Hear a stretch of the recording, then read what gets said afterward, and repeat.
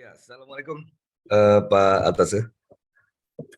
Waalaikumsalam, Pak Fitrah. Apa kabar? Baik, selamat siang. Ini Selamat pagi waktu Indonesia tentunya. ya pagi waktu Indonesia AM, di sana sudah lebih dulu ya. Jam 2 di Di sini, jam 2 siang. jam 2. Itu buka puasa jam berapa Pak Atase? Jam 6 kurang seperempat. Lebih cepat Oh, nih 6 kurang kelihatannya. 10. More or less Ya, nggak more or jauh less lah the sama same saya. lah. Siap. Ya, siap. Oke Pak Haris, kita akan mulai sebentar lagi nih. Nunggu beberapa yang Baik, juga akan datang. Mungkin 1 menit lagi kita mulai ya baik, Pak baik. Haris ya. Siap, siap. Oke, dan kalau lihat dari listnya, sepertinya ini oke, fine kalau kita bicara bahasa Indonesia. Baik. Eh iya, oke.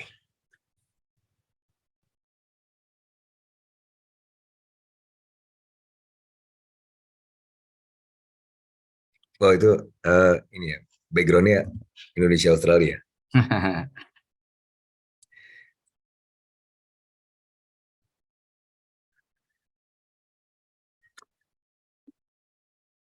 Oke, nggak apa-apa. Kita masih nunggu ada beberapa lagi yang coming. Ini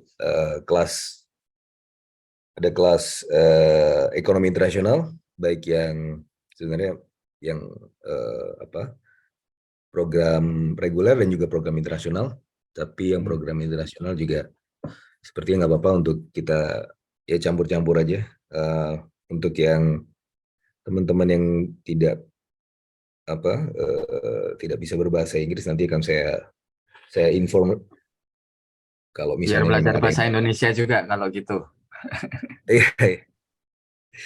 Oke, kita mulai ya Pak Tese, Pak Aris. Baik. Baik teman-teman, Assalamualaikum warahmatullahi wabarakatuh. Selamat pagi buat kita semua di sini dan salam sejahtera. Kita juga kedatangan kali ini tamu istimewa Pak Haris atas dagang kita di Canberra. Apa kabar Pak Haris? Baik, Selamat baik. pagi, selamat siang di Australia. Eh, dan Canberra biasanya sepi ya, tapi nggak tahu nih di saat-saat seperti ini tambah sepi atau tambah ramai Pak Haris? Sama saja nih, Pak Fitrah. Sama saja. Oke, ya dulu ada jokes kalau di Canberra itu populasi kanguru atau populasi sapinya lebih banyak dibanding populasi orangnya. Oke, Betul, betul, nah betul. betul ya? Ya, mall Betul, di betul. sana tutup jam berapa, Paris? Jam Jam 5 5. sudah pada tutup nih. Jam 5. Ya. Jadi kalau teman-teman mau ke Canberra, belajar di Canberra itu kayaknya bagus sekali karena Ya, lebih serius nih. nggak ada gangguan ya. Betul, Jadi betul. cuma ditemani kanguru, sapi, dan mall juga tutup jam 5 sore. Sisanya buat belajar. Bisa lulus lebih cepat ya. Kali ini kita akan berbicara sebenarnya sesuai dengan topik silabus. Ini ada terkait dengan kebijakan perdagangan di negara berkembang dan juga bagaimana dinamika dengan negara maju. Dan kita kedatangan Pak Haris hari ini. Tapi secara lebih spesifik kita akan berbicara mengenai kerjasama ya, antara Indonesia dan Australia dengan segala dinamikanya. Oke, Pak Haris, mungkin sebelum kita mulai, ini kita dialog aja ya, seperti podcast.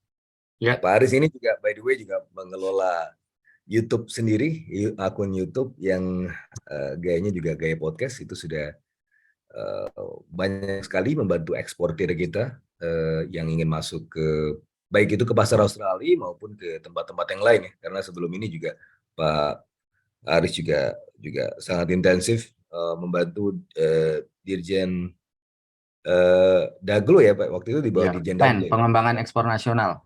pengembangan ekspor nasional. Oh ya, Dirjen PEN ya, pengembangan ekspor nasional. Ya, dan artinya beliau sudah sangat sangat intensif di dunia ini, bukan hanya sekarang ketika menjadi atase.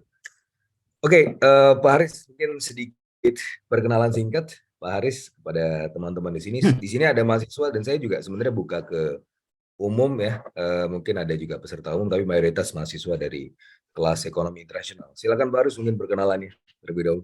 Baik.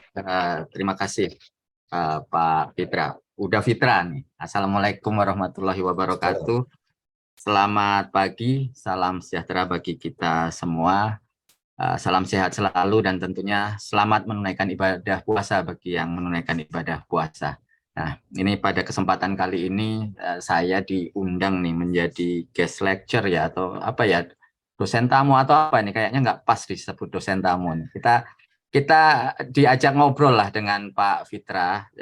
Beliau ini salah satu guru kami lah dulu di Kementerian Perdagangan dan Wah, jangan gitu. Saya yang belajar banyak Pak Arus. beliau juga tadi disampaikan pernah saya undang juga di podcast saya. Jadi saya tadi disampaikan punya channel YouTube namanya Export Expert Indonesia. Nah, ini berbicara mengenai ekspor pada umumnya dan kemudian di salah satu kontennya itu ada namanya Export Expert Talk. Kita mengundang pelaku di bidang ekspor tentunya. Kita undang juga akademisi, kita undang juga perwakilan perdagangan kita dari luar negeri untuk berbicara ekspor, untuk memberikan motivasi. Pada prinsipnya kami memberikan motivasi kepada pelaku usaha di Indonesia, masyarakat Indonesia untuk minat terkait ekspor. Jadi undangan pada kali ini salah satunya kami ingin mengangkat atau menggali minat dari teman-teman sekalian untuk berbicara, mengetahui, memahami mengenai ekspor. Mungkin sebagai tambahan, minggu yang lalu hari Jumat ya, saya juga diundang. Ini SMA 81 Jakarta. Jadi mereka pun di level SMA sudah berbicara mengenai ekspor. Jadi hal-hal ini hal yang menarik sekali karena bagi kami ekspor itu mungkin kalau orang bilang ya bilang susah ya nggak susah-susah amat, dibilang mudah juga nggak mudah-mudah amat. Tetapi kalau kita paham hal dasarnya, tentu hal itu akan mempermudah kita untuk ke depan. Minimal kita selalu memperdalam terkait minat ekspor tersebut. Bahkan bagi pelaku usaha Indonesia, saya selalu sampaikan, ekspor pun tidak bisa langsung, ada tahapan. Jadi minimal saat ini yang kita lakukan adalah orientasi ekspor. Karena kalau tidak, mungkin 5-10 tahun lagi ke depan jualan di Indonesia saja kita akan mengalami kesulitan. Maka oleh karena itu ekspor itu harus dimulai dari sejak dini. Nah, mungkin perkenalan tadi sudah disampaikan oleh Pak Fitra. Saya Agung Haris Setiawan, biasa dipanggil Haris. Saya saat ini menjabat selaku atas perdagangan di KBRI Canberra, Australia. Sebelumnya saya juga pernah menjabat selaku kepala ITPC Sydney, Indonesian Trade Promotion Center yang berlokasi di Sydney, Australia. Dan tentunya saya di Kementerian Perdagangan. Sebelum ini saya juga ditempatkan atau bertanggung jawab terkait pengembangan ekspor di Ditjen Pengembangan Ekspor Nasional.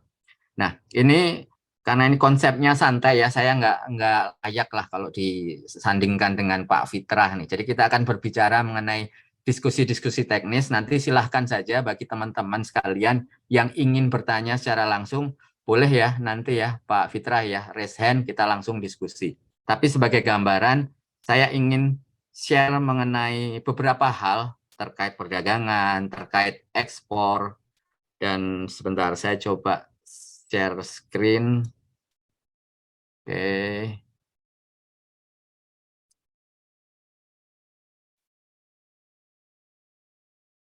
Sebentar. Share.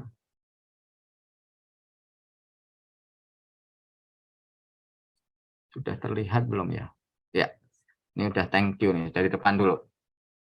Sudah, silakan Pak Aris. Oke. Sebagai gambaran, kemarin saya diminta bicara pakai bahasa Inggris. Nanti saya rubah sedikit nih jadinya temanya, Pak Fitra. Jadi saya bicara mengenai peran atas perdagangan dalam kerjasama Indonesia dan Australia. Jadi itu kenapa saya di Oh iya, tapi sebelum sini boleh virtual. Oh, boleh. Pak Haris jelaskan, mungkin boleh menjelaskan sedikit ke teman-teman ya perbedaan antara ITPC dengan ADDAC itu apa sih? Karena kan sebelumnya Pak Haris juga pernah menjabat sebagai ITPC ya, International Trade Promotion Center. Itu kenapa harus ada dan seterusnya? Siap, siap, siap. Oke. Nanti sebetulnya di slide ketiga itu ada sedikit penjelasannya, Pak Oh, Fitra. ada ya. Jadi ini Oke, kita tadi cek. saya Cek dulu di coba sana. buatkan sedikit yang sesuai dengan kewenangan kami. Tadi betul bahwa di Australia pun ada atas perdagangan dan ITPC.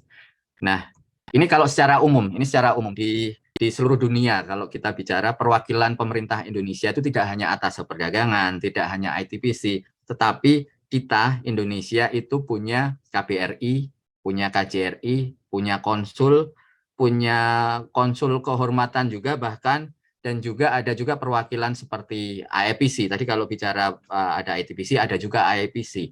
Itu Indonesian Investment Promotion Center. Nah, ini tadi kalau Pak Fitra bertanya apa bedanya atas perdagangan dan ITPC. Ini sering kali bertanya. Bagi yang tahu Kementerian Perdagangan ada ADAC dan ITPC. Tetapi di luar ini pun bahkan banyak juga yang tidak tahu bahwa Kementerian Perdagangan pun ada atas perdagangan dan ITPC, Pak Fitra. Jadi secara umum tugas kami sama dalam artian sama itu mengembangkan ekspor, mempromosikan produk Indonesia ke luar negeri. Itu tahap dasarnya sama seperti itu. Perbedaan yang mendasar bisa dibilang kalau KJRI waktu itu saya selaku kepala ITPC Sydney itu di Sydney ITPC itu ada kantor tersendiri, jadi terpisah dengan KJRI. Atau ada satu, ini kalau dilihat di peta ini ada beberapa negara.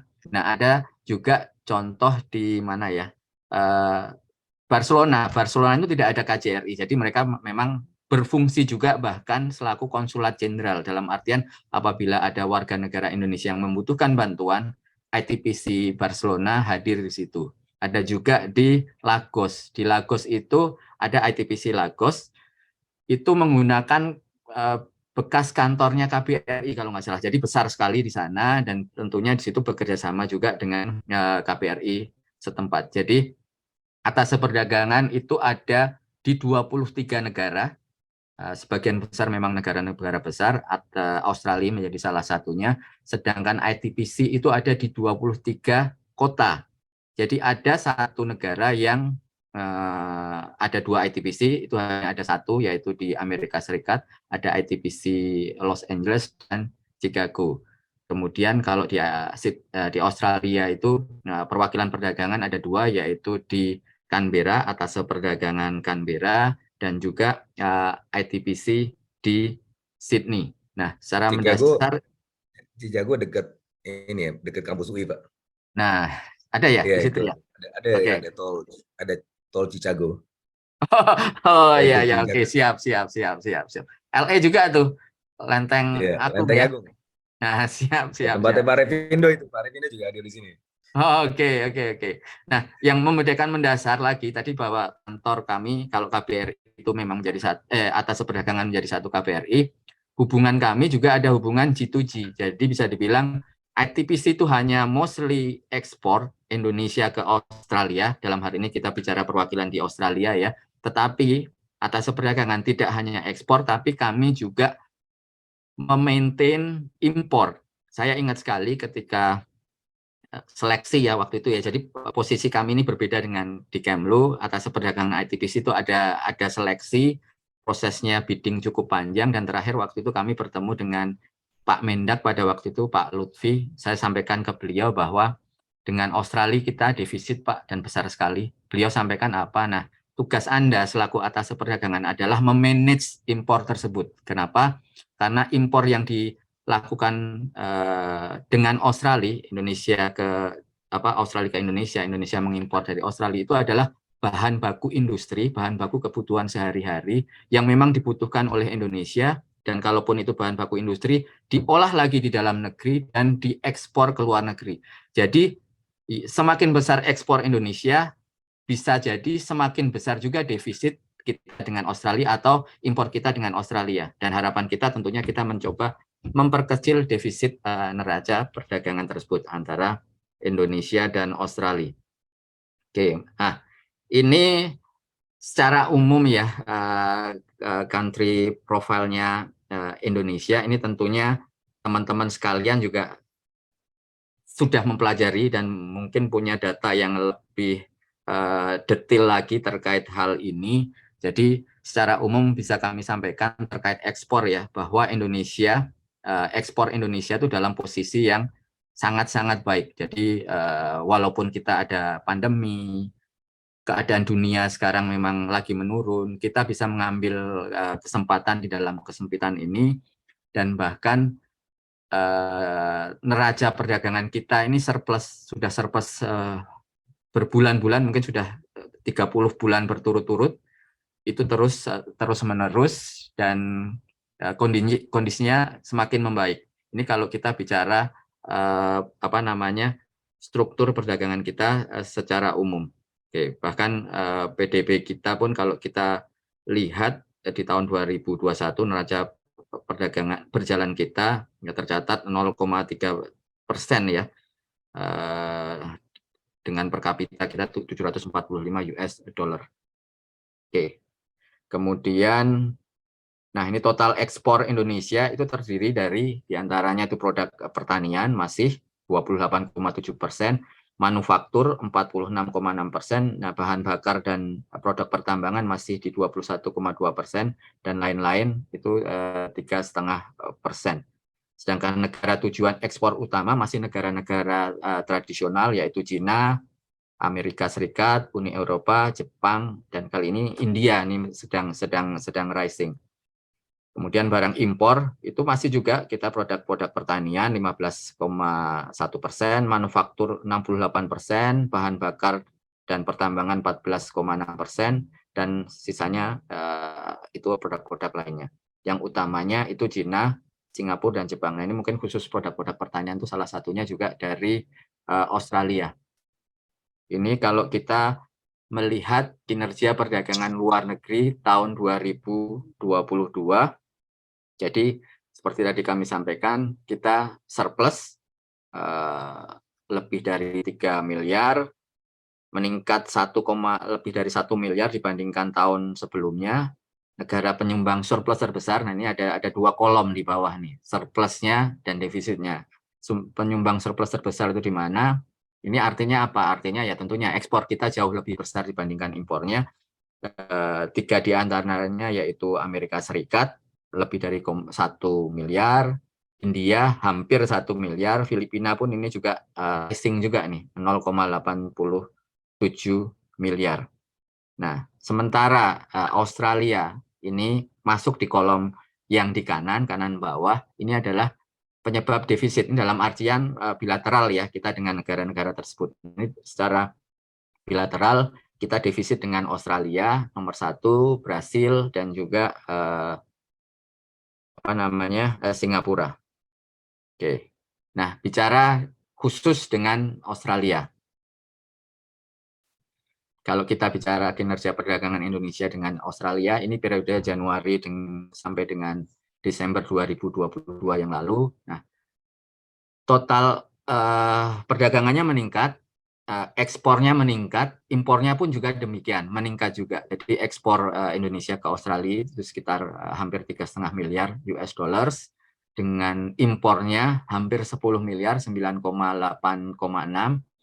Ekspor migasnya 0,25 miliar, dengan ekspor non migas 33,22 miliar US dollars.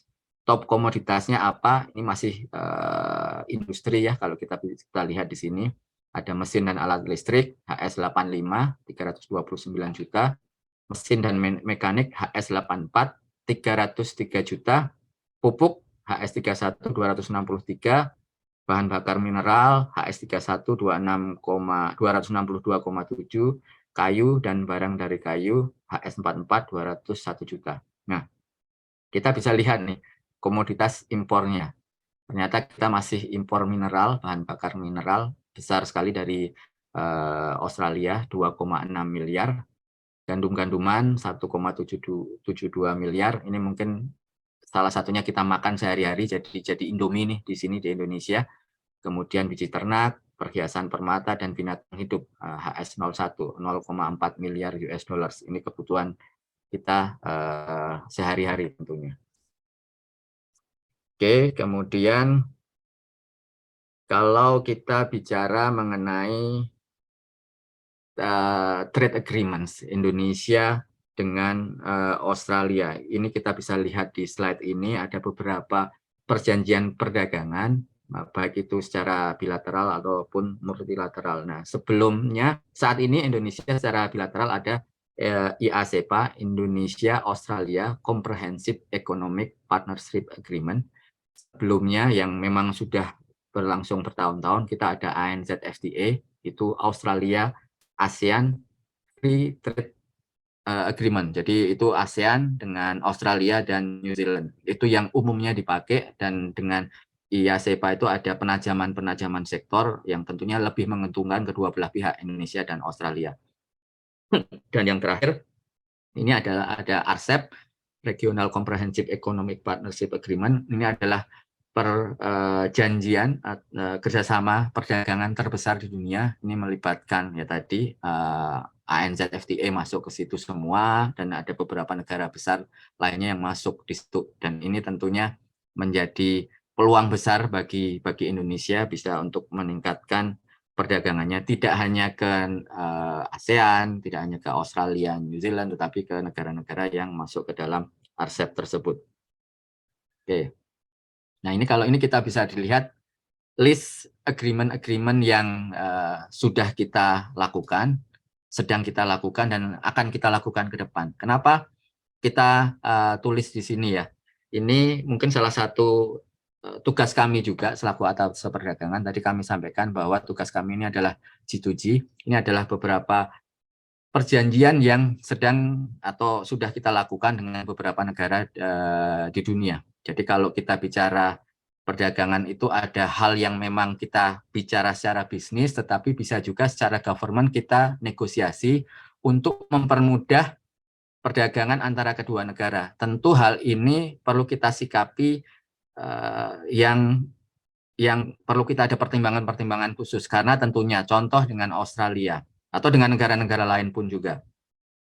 Apabila kita menawarkan sesuatu, tentu negara tersebut juga akan menawarkan hal serupa dengan kita. Jadi kita perlu berhati-hati memilih produk apa, kalau kita bicara produk ya, servis mana yang kita tawarkan ke negara tersebut, dan juga apa yang kita terima.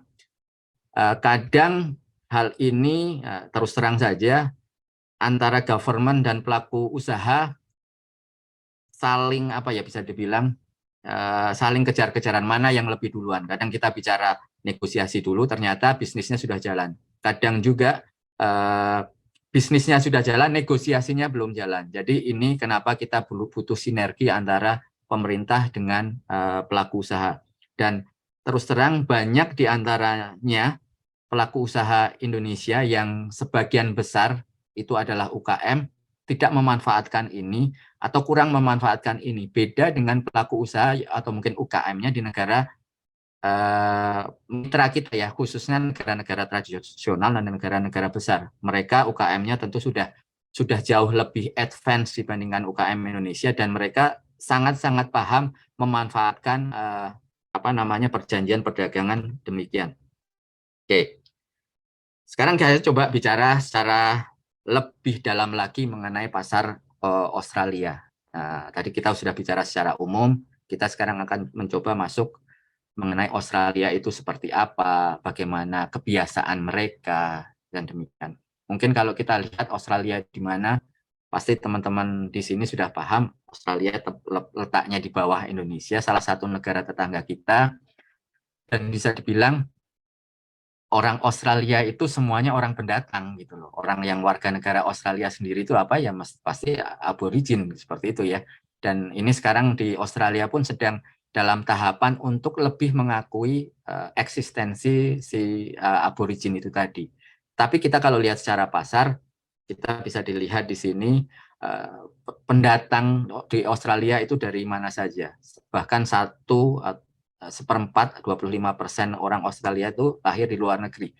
Ini kita bisa lihat dari petanya, ini kita ambil dari BPS-nya Australia, persentasenya juga terlihat sekali bahwa 1/4-nya itu adalah warga pendatang dari luar negeri. Dan kalau kita bicara produk apa yang dibeli, ini adalah produk-produk secara umum ya. Inilah kita bicara secara konsumen, secara langsung. Produk-produknya apa? Itu ada fashion, health and beauty, homewares and appliances, hobbies, book and stationery, dan juga specialty food. Nah, kalau kita bicara konsumen, masyarakat secara umum atau buyer lah, preferensinya sama, semuanya sama, baik itu di dalam negeri maupun di luar negeri. Ini data pun juga memperlihatkan seperti ini. Kalau kita tanya buyer itu maunya apa, pasti mereka mencari produk dengan kualitas terbaik, dengan harga termurah atau harga yang paling kompetitif. Kita bisa lihat di situ, itu masuk ke poin 1 dan kedua. Nomor 3-nya adalah convenience, itu kenyamanan. Mungkin kenyamanan kita berhubungan dengan buyer, komunikasi itu menjadi hal juga yang penting. Tetapi dua hal utama itu sama, buyer di seluruh dunia itu adalah kualitas dan harga. Itu yang menjadi preferensi bagi buyer dan juga konsumen.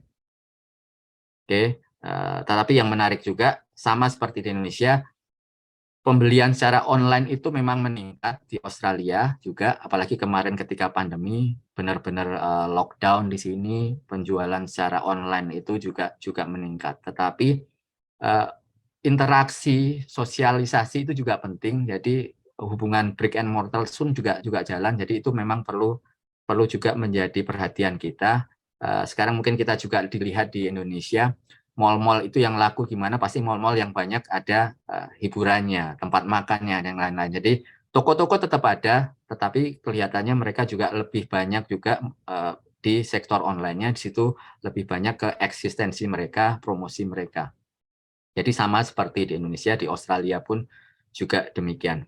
Nah, ini how they behave-nya, preferensi mereka seperti apa, sama seperti di negara-negara maju lainnya.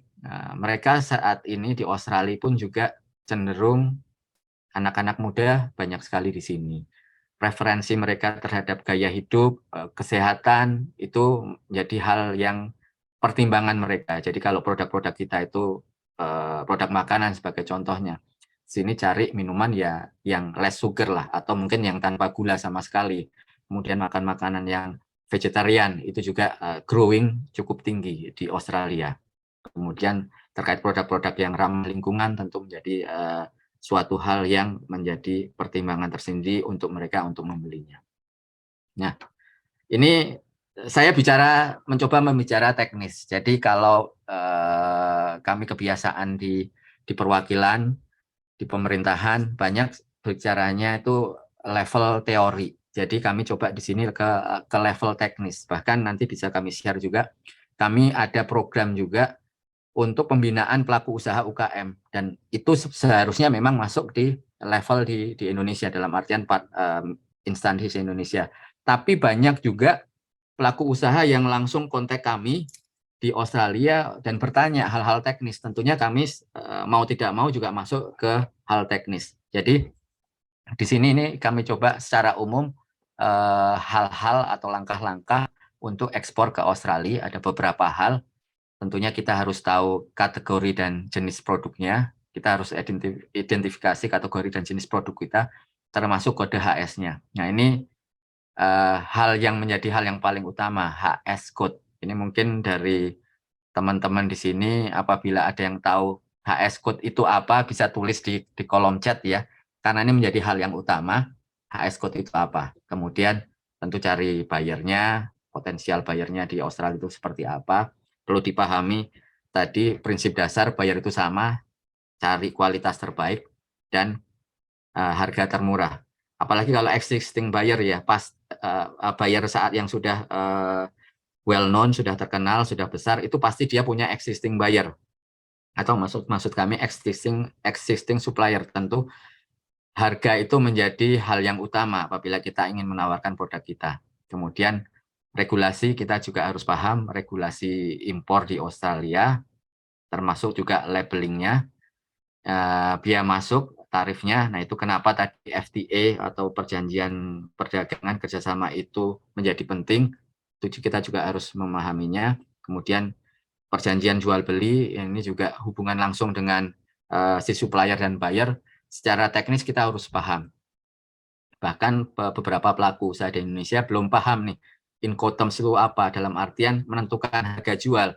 Mereka belum tahu menentukan harga jual itu apakah harga jual di Indonesia, apakah harga jual di negara tujuan ekspor. Istilah-istilah seperti export, FOB, CAF itu belum paham. Mungkin tahunya secara umum COD aja ya, cash on delivery. Biasa di Indonesia itu banyak hal yang seperti itu. Tapi itu tidak berlaku di dunia ekspor impor. Nah, logistik dan pengiriman itu menjadi hal yang utama juga, karena itu bisa jadi game changer kalau saya bilang. Logistik yang dulu mahal sekali itu apa namanya akan berpengaruh di harga. Nah, ini tentunya kita juga harus paham hal-hal semacam ini. Nah, ini ke level teknis nih. Tadi saya sudah sempat tanya siapa yang paham mengenai HS code. Nah, apa itu HS code? Nah, ini kalau belum paham HS code tentunya bukan akan susah ya. Ini menjadi dasar apabila kita paham HS code itu akan lebih mudah memahami aturan-aturan ke depan. HS code itu adalah bahasa yang sama di seluruh dunia akan suatu produk. Jadi kalau kita bicara ini di depan ini kita sebagai contoh kopi. Kopi itu ya di Indonesia bicara kopi. Bahasa Inggris coffee. Bahasa Arab apalagi saya nggak tahu nih. India bahasanya lain lagi. Bahasa Cina lain lagi. Tetapi yang menyamakan itu adalah HS code. HS code itu terdiri dari angka-angka 6 digit bisa sampai 10 digit. 6 digitnya itu sama seluruh dunia. Jadi kalau kita bicara jadi contoh, ini 4 digit itu pasti juga sama. 0901 ini pasti istilahnya ini. Nah, METE 0903 itu juga sama seperti ini. Ini jadi HS09 itu rata-rata masuk ke untuk kopi, teh, dan rempah-rempah. Jadi ada beberapa di antaranya. Ada subbab-subbabnya. Nah, ini kalau kita bicara, ini harus kita pelajari. Ini contoh di HS code 09. Nah, kami juga tadi Pak Fitra sampaikan, kami ada channel YouTube Ekspor Expert Indonesia. Itu ada Instagramnya juga, ada TikToknya juga. Di situ secara umum kita bicara mengenai ekspor ke seluruh dunia. Jadi di situ kami memberikan edukasi dan informasi mengenai ekspor ke seluruh dunia. Nah, khusus di Australia, ini kami juga sedang develop sosial media juga. Itu ada Instagram dan TikTok, itu di @adak_Canberra. Nah, di situ kami jelaskan ini semua tadi. Jadi sebelumnya kita bicara mengenai definisinya, apa itu HS code, kita ada. Jadi kita ada konten namanya HS code the series, Pak Fitra. Untuk yang di ekspor Indonesia, secara umum kita jelaskan ke seluruh dunia, tapi khusus Australia kita bikin HS code the series Australian edition. Jadi itu pertama kita bicara mengenai regulasinya. Kemudian, tadi definisinya yang pertama, apa itu HS code tersebut, produknya apa. Kemudian regulasinya. Nah, khusus di Australia kita regulasi impornya. Apa untuk masuk ke Australia kita harus paham apa. Contoh kopi tadi, setelah kita tahu HS code-nya, dengan mudah kita bisa lihat nih aturan-aturan untuk masuk ke Australia. Jadi ini ada aturannya, kita jelaskan di dalam konten Instagram tersebut, sosial media tersebut. Kemudian kita lihat juga berapa sih ekspor Indonesia ke Australia saat ini. Nah, ini kita lihat sampai dengan data terakhir.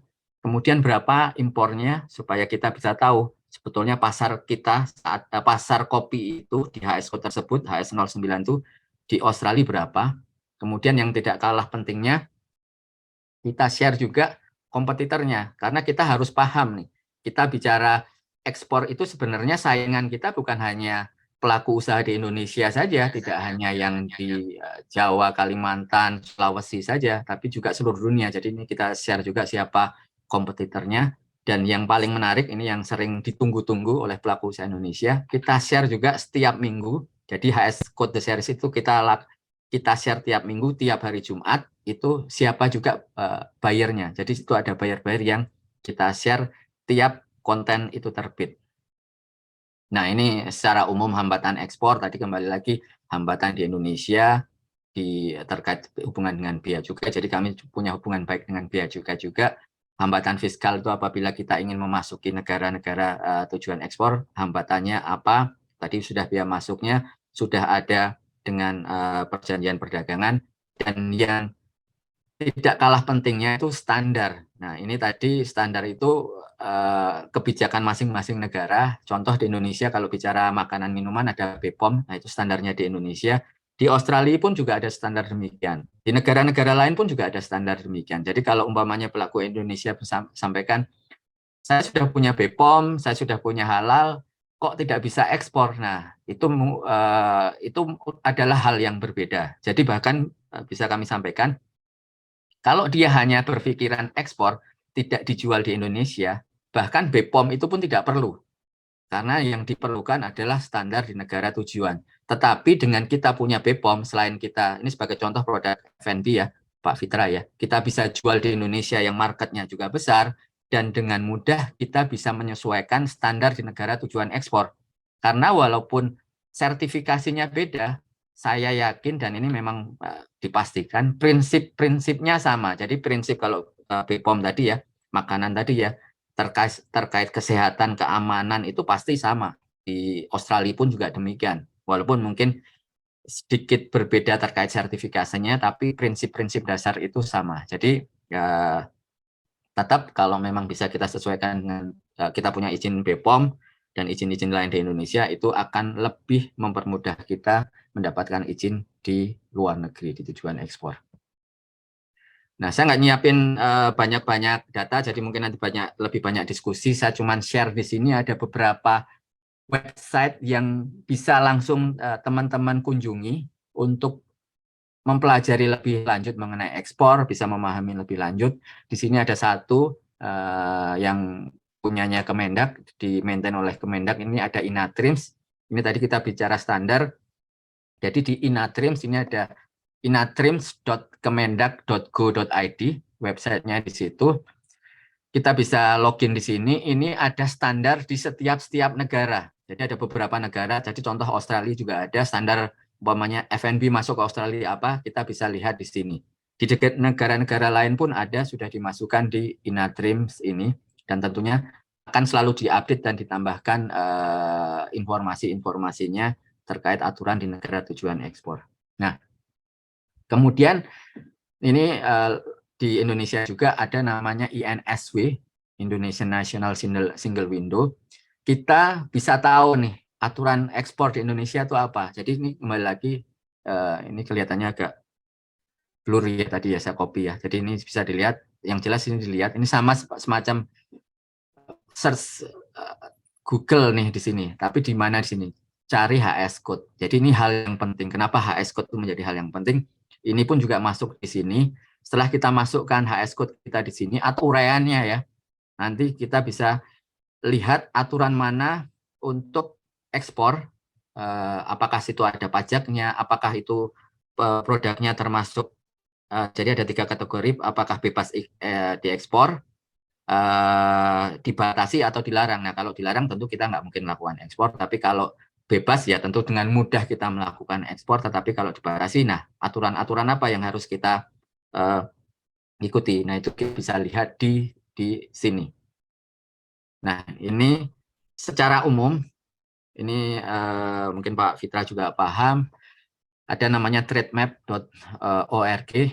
Ini kalau saya bilang adalah alat atau platform yang memang kita gunakan setiap hari, perwakilan perdagangan menggunakan ini semua, karena di data ini kita bisa dapat data dari seluruh dunia. Data ini data resmi BPS seluruh dunia yang dimasukkan ke Trademap ini tadi. Jadi kalau kita bicara di Indonesia, berarti ini data dari BPS Indonesia. Bicara cari data Australia, itu dari BPS-nya Australia atau ABS. Nah, data ini kita bisa olah sedemikian. Bisa silahkan daftar teman-teman secara langsung. Ini saya sudah masuk ke dalam akun saya, dan ini menarik. Ini sebetulnya platform ini berbayar apabila kita masuk ke dalam negara maju. Kalau nggak salah hampir $1.000. Nah, di Indonesia masih dikategorikan negara berkembang, jadi kita bisa free masuk di sini. Bahkan saya bisa login di sini karena saya sudah daftar di Indonesia. Tapi kalau saya daftar di sini di Australia sendiri, nah saya harus berbayar nih untuk masuk ke dalam trademap.org ini tadi. Jadi ini saya dorong teman-teman sekalian untuk kalaupun belum mendaftar bisa mendaftar platform ini karena kita bisa mengolah data resmi ya dari setiap negara seluruh dunia, dan itu bisa kita olah, kita bisa tahu berapa potensi pasarnya. Kemudian ini juga link juga ke aturan-aturan, bisa tahu aturan masuk ke negara tersebut, dan juga ada buyer-buyernya. Jadi bahkan kita dengan tahu HS code, kita tahu negara, kita bisa dengan mudah tahu buyer tersebut begitu.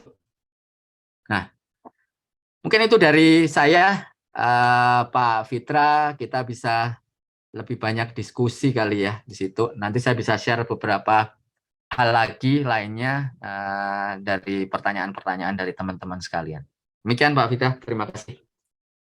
Oke, ya terima kasih Pak Haris atas pemaparannya yang saya rasa cukup komprehensif ya, dari sisi makro, bagaimana perdagangan, dan juga kemudian bagaimana secara teknis kita harus menjalankan perdagangan itu baik sebagai eksportir maupun sebagai importir.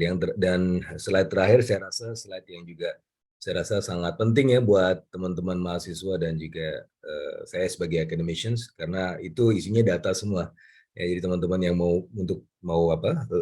bikin skripsi ya, itu sangat berguna sekali ya, karena datanya itu sangat lengkap ya, bisa buat data panel ya, di antara beberapa negara-negara tersebut. Dan nature dari ekonomi internasional ya, untuk penelitian ekonomi internasional kan memang perbandingan antar negara ya. Nah, ini saya rasa sangat penting ya, kalau belum pernah lihat coba dikunjungi websitenya. Kalau sudah melihat, dan coba tolong daftar ya, supaya nanti kalau skripsi nggak ada lagi keluhan-keluhan, wah datanya nggak ada Pak, datanya kan pasti udah tersedia di mana-mana. Ini bukan zaman 1900-an awal ya. Dulu Keynes itu ketika saya sering juga share ya, dulu Keynes ketika membuat Keynesian Conjectures itu dia nggak punya data ya, tapi itulah bukti bahwa Keynes itu adalah bisa disebut sebagai ekonom langitan ya. Karena apa, dia nggak butuh data untuk kemudian memperlihatkan atau menceritakan hubungan antar aktor dalam ekonomi ya, pemerintah, terus kemudian perdagangan internasional, private sectors, dan seterusnya. Nah, baru kemudian di eranya Simon Kuznets ya, baru dibuktikan atau diplot datanya, dan ternyata memang betul datanya Keynes. Tapi itu not until eranya Simon Kuznets gitu kan, di plot dari tahun 1800-an. Dan among other things itu yang juga membuat si Simon Kuznets dapat Nobel gitu kan. Jadi bayangkan ya, secara sederhananya joke-nya dulu ngeplot data dapat Nobel, ya sekarang data saking sulitnya ya, sekarang data sudah tersedia di mana-mana. Itu jadi mudah-mudahan bisa dapat jadi inspirasi juga buat teman-teman di sini. Oke, Pak Haris, kita mulai diskusi nanti mungkin selama setengah jam atau 45 menit ke depan, baru kemudian kita buka floor ke mahasiswa. Ya Pak Haris, jadi mungkin kita balik lagi ke hubungan Indonesia dan Australia secara khusus ya, secara spesifik. Saya ingat dulu tahun 2016 ya atau 2017 itu LPM pernah buat kajian yang kemudian diberikan kepada Direktorat Perundingan Perdagangan Internasional. Itu datanya yang juga Pak Hari cuplik di situ. Itu ada data slide terkait dengan ini ya, perjanjian dagang kita dengan beberapa negara mitra. Nah, yang saya ingat dalam kajian itu, Australia dikategorikan sebagai, kalau istilah teknisnya pada saat itu, mitra non-tradisional. Meskipun sekarang sudah berubah, kita nggak pakai lagi mitra non-tradisional kan, secara diplomasi ini mungkin agak derogatory ya, bukan mitra non-tradisional tapi mitra potensial mungkin ya. Nah, ya terus dalam perkembangannya juga itu yang kemudian membawa kita salah satunya dengan Indonesia, Australia, SEPA. Nah, seberapa optimis Pak Haris melihat Indonesia SEPA ini untuk kemudian menyeimbangkan perdagangan? Kita bicara menyeimbangkan perdagangan, artinya bukan hanya Australia yang untung, tapi kita juga untung. Dan bagaimana volumenya ke depan ya, dan juga value-nya, apakah itu akan sangat progresif? Gimana Pak Haris? Tadi kalau kita lihat data ya Pak Fitra ya, defisit kita dengan Australia itu sebetulnya malah semakin melebar. sejak IASEPA. Saya sampaikan demikian. Kenapa? Apa namanya? Ketika IASEPA itu berlaku, kemungkinan pihak Australia lebih lebih bisa memanfaatkan dibanding pelaku usaha Indonesia. Nah, jadi jadi itu terkait produk. Tetapi kalau terkait jasa, ada beberapa hal juga yang memang kita bisa kembangkan. Salah satunya selain jasa ya, IASEPA itu juga mendorong investasi. Jadi harapannya dengan IASEPA itu tadi, mungkin perdagangan ya masih dalam artian kita masih banyak impor di Australia dibandingkan kita ekspor, tetapi dari sisi investasi kita bisa coba kembangkan. Jadi ada beberapa investasi Australia yang kita dorong untuk masuk ke Indonesia. Jadi kalau kita bicara optimis, tentu kita harus optimis, Pak Fitra. Jadi kita bisa memanfaatkan perjanjian apa namanya perundingan dengan Australia ini tidak hanya untuk ekspor, tapi juga kembali lagi tadi mengamankan impor begitu.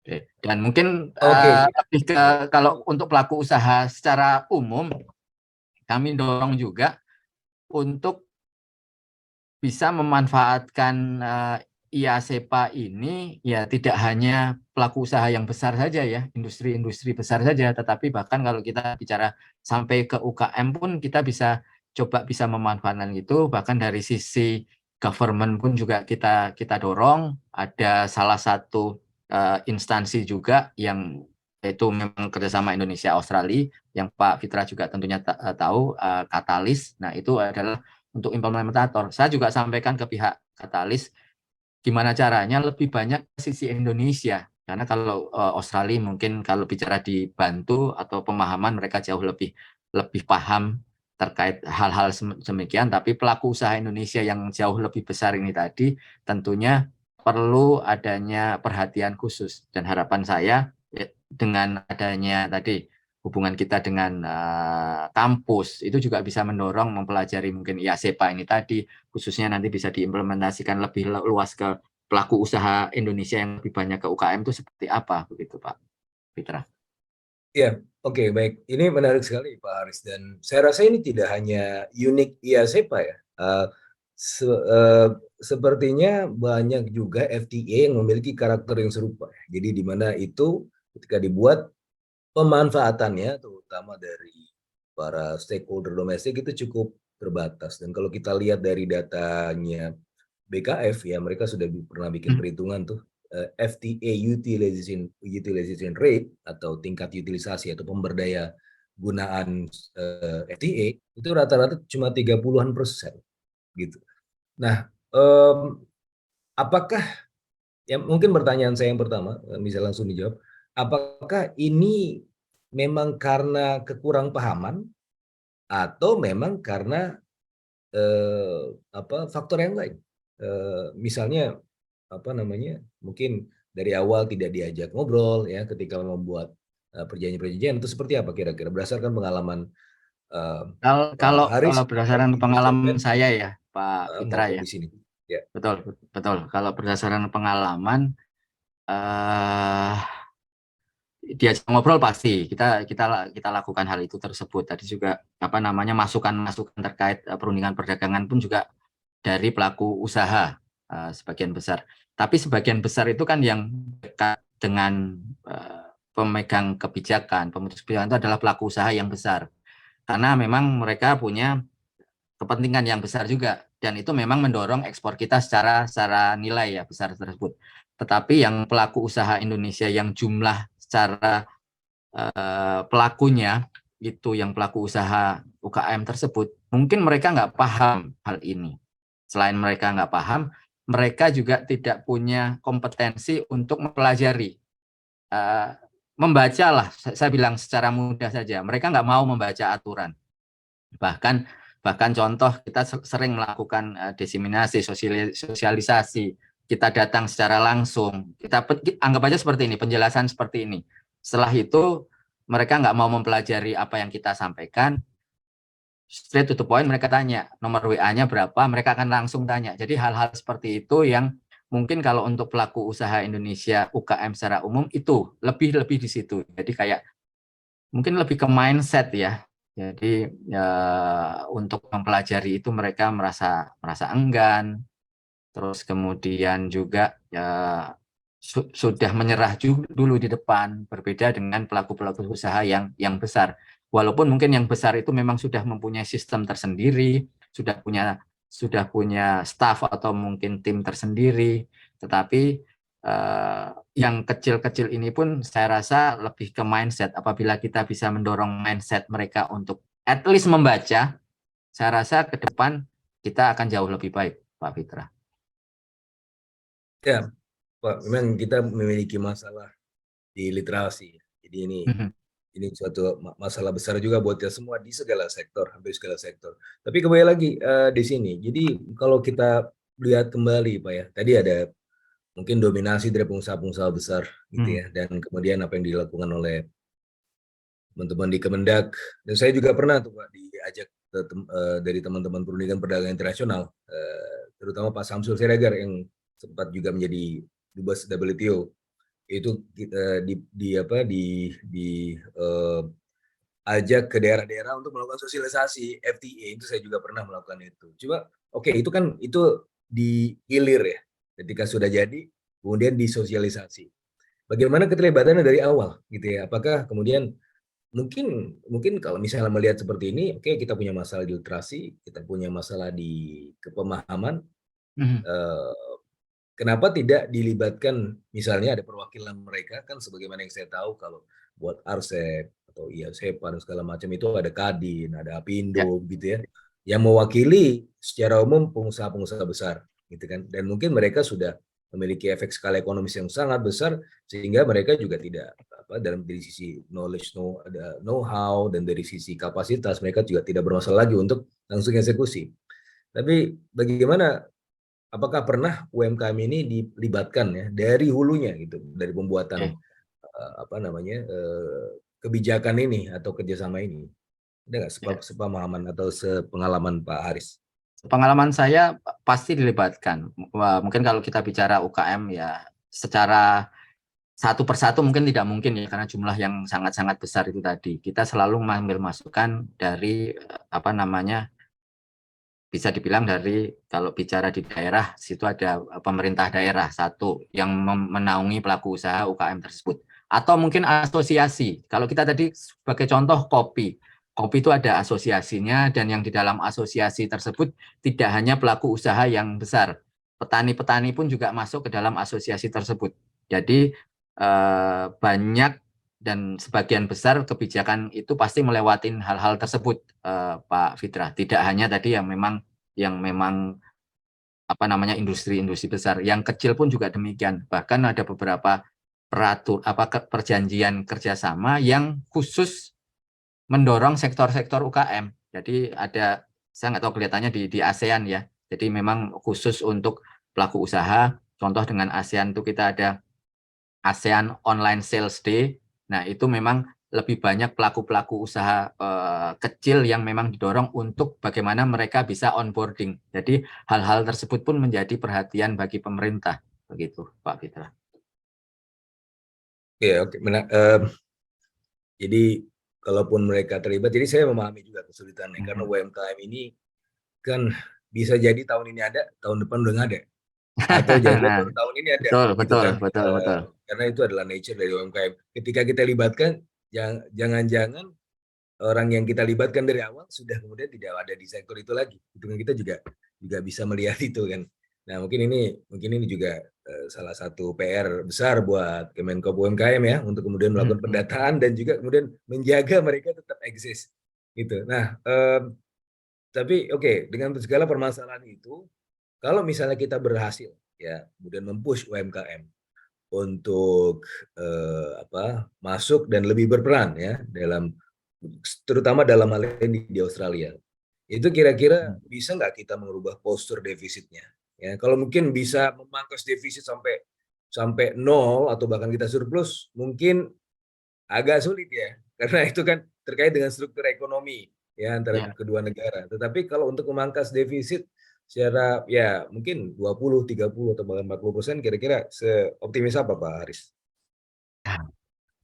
Butuh waktu kalau bicara optimis bagaimana itu butuh waktu, kembali lagi Pak Fitra. Tapi kalau kita bicara jumlah UKM nih, saya lihat data ini, saya langsung googling nih. Wah, ada 65 juta keluar di Google, 60 juta pelaku usaha Indonesia. Kalau kita tadi bicara perbandingan memotong defisit dengan Australia, tentunya maksud Pak Fitra ya. Australia itu penduduknya aja hanya 25 juta, 27 juta lah. Itu kalau kita mau head to head ya menang Indonesia kan begitu. Tapi berarti uh, tapi mungkin nggak bakalan bisa apple to apple pelaku usaha UKM di Australia dengan UKM di Indonesia. Tetapi kalau kita bisa mengoptimalkan si 65 juta ini tadi, dan kita bisa beri pemahaman mereka yang sedikit lebih tinggi, jadi umpamanya kita fokus di Australia saja, yang memang dari defisit secara bilateral. Tadi kita ada 3 negara, contoh 3 negara yang kita defisit. Nah, umpamanya kita bisa kembangkan itu saja khusus di sana, produknya kita fokus, apa yang menjadi keunggulan kita, saya rasa itu bisa, Pak Fitra. Nanti kita dilihat ada beberapa data tadi, umpamanya kita lihat dari trade map, apa sih kebutuhan kita yang unggul, dan Australia memang impor secara besar, kita fokus di situ, kita kembangkan di Indonesia. Nah, apakah itu nanti kita ada skema-skema lain, tetapi saya rasa kembali lagi terkait optimisme bisa, tetapi memang tidak bisa mendadak, atau kalau bahasa Jawanya ujuk-ujuk lah kayak gitu. Butuh proses, dan proses itu mungkin bisa juga baru terlihat setahun, 2-3 tahun ke depan. Tapi kalau tidak kita mulai dari sekarang, yang walaupun ini saya bilang terlambat ya, tapi tetap harus dilakukan supaya nantinya defisit itu bisa semakin menurun, semakin mengecil dengan Indonesia, Pak Fitra. Jadi butuh proses. Oh ya, by the way, ini ada suara azan, tapi bukan suara azan maghrib ya. Nanti ada yang jelas. Jadi mirip soalnya, Pak Fitra. Azannya Mirip sih. mirip ya. Dikira azan maghrib, nanti langsung buka. Ya, bisa aja sih tengah hari nanti lanjut lagi. Oke, Pak Haris. Jadi kita tahu itu butuh proses, ya. Tapi mungkin kalau dari sisi pemerintah, saya melihat sudah ada beberapa perbaikan terkait dengan perubahan struktur ekonomi ya. Misalnya kita melakukan hilirisasi sekarang ya. Kemarin itu kita melakukan juga hilirisasi, ingin kemudian melakukan hilirisasi di sektor bauksit selain nikel misalnya. Kan kalau bauksit itu diolah, berarti kita bisa mendapatkan alumina. Alumina ini kan juga kita dapatkan banyak dari Australia kan. Artinya itu sedikit banyak bisa merubah lah postur defisit kita. Nah, tapi secara umum oke lah, pasar Australia luas, tapi sebenarnya kita lebih luas lagi kalau kita bicara pasar. Bisa nggak sih kalau misalnya kita melihat atau membuat Australia ini sebagai semacam ini aja, apa namanya, tempat singgah atau hub gitu ya. Jadi kita mengimpor dari sana, asalkan bisa ekspor lagi kan nggak apa-apa. Ya kan, kemarin saya bicara ada dengar juga dari asosiasi kopi yang jadi Kopiko itu kalau nggak salah dia itu kopinya bukan berasal dari Indonesia aja, karena untuk dari Indonesia katanya agak susah gitu, nggak seragam, makanya dia harus impor. Tapi akhirnya Kopiko kan diekspor juga, gitu kan. Apalagi kalau kita lihat tadi di Australia kan, kalau kita lihat juga dari sisi sapi gitu ya, misalnya kan mereka ekspor ke kita nih. Ya. Dan kayaknya akan semakin menjadi-jadi karena pasar di Australia kan nggak suka makan daging tuh. Jadi kalau kita lihat tuh ada growing veganism. Veganism kan kalau kita lihat bagaimana sapi Australia itu dikelola, ya itu kan sebenarnya dalam konteks itu adalah eksploitasi hewan. Nah, itu kan growing veganism itu akhirnya pasarnya semakin kecil di dalam, tapi Australia menjadikan kita sebagai pasar. Ya udah, kita oke, kita sudah harus bisa menerima itu, tapi di sisi yang lain bisa nggak kita jadikan si Australia ini jadi hub supaya nggak ini juga ketika ditanya nanti sama Pak Mendak, Pak ini kok defisit masih terus defisit Pak Abdak, ini gimana kita? Nah, gitu. Jadi betul. Ada jawaban lain gitu. Ya. Salah satunya dengan RCEP sih kalau saya lihat nih, Pak Fitra. Mungkin Pak Fitra juga paham bahwa RCEP itu adalah perjanjian perdagangan terbesar, sebetulnya bisa jadi lebih besar lagi kalau kemarin India jadi betul-betul masuk kan ya, tetapi tanpa India pun itu sudah sudah ada Katanya masih kita tunggu ASEAN, kan, Pak, ya? India masih ya. open kan buat India Oh, ini. oke, betul betul. Ada Australia, New Zealand, Cina besar juga tentunya, Jepang dan Korea Selatan. Jadi kalau itu memang tadi bisa kita kembangkan Australia sebagai hub, apakah itu memang Indonesia, produk Indonesia dibawa ke Australia, ada penambahan added value di sini, tentunya dengan nanti ada made in Australia, dikirim lagi ke negara-negara contoh Cina, Jepang, Korea Selatan, atau mungkin Selandia Baru yang menjadi apa namanya standar yang sama dengan Australia, itu saya rasa menjadi hal yang menarik. Ini sebagai contoh case yang sedang coba kita kembangkan, Pak Fitra. Produknya itu adalah waktu itu mungkin Pak Fitra sempat ingat bahwa Indonesia itu punya harta karun ekspor, apa namanya, sarang burung walet. Nah, itu ternyata banyak juga peminatnya di Australia gitu. Di sini kita lihat tadi kan saya sempat cerita bahwa di Australia itu penduduknya beragam, banyak keturunan-keturunan dari luar. Salah satunya tentunya keturunan China yang itu konsumsi sarang burung walet itu besar. Jadi kemarin ada pelaku usaha Indonesia ekspor ke Australia dalam bentuk nasi kepingan sarang burung waletnya, tapi dia mencoba dibuat dalam kemasan minuman disesuaikan dengan standar Australia. Harapannya tadi dengan label yang sudah standar Australia tadi, made in Australia yang dengan Indonesian ingredients tadi, tentunya sudah ada added value-nya, bisa dijual lagi ke negara-negara lain. Jadi saya rasa tadi yang konsep hub itu bagus juga. Bisa juga tadi kalau kita kembali lagi investasi. Kita dorong Australia untuk investasi di Indonesia di bidang pengolahan daging. Kita bisa kirim ke apa namanya Saudi lah, negara Timur Tengah yang mereka yakin bahwa Indonesia itu sebagai negara Muslim terbesar di dunia, tentunya produk-produknya halal. Jadi hal-hal sedemikian tersebut yang kita coba kembangkan, Pak Fitra. Jadi sekarang kalau kita bicara perdagangan itu tidak bisa hanya jualan saja, tapi kita juga bisa melihat dari sektor-sektor yang lain gitu. Iya, ya, seharusnya bisa ya kita bawakan karena kita termasuk eh, pasar terbesar Australia, terutama juga salah satunya di livestock itu ya tadi ya, sapi dan segala macam ya. Kenapa enggak, kan kemarin juga punya banyak sedikit perbedaan pendapat ya terkait bagaimana menyembelih halal dan seterusnya. Kenapa nggak taruh di sini aja gitu kan? Itu kan seharusnya bisa juga ya untuk apa namanya kita negosiasikan ya Pak atasnya ya, Pak. Betul, Sehingga bisa betul, mengubah postur defisit tadi kan. betul. Ya.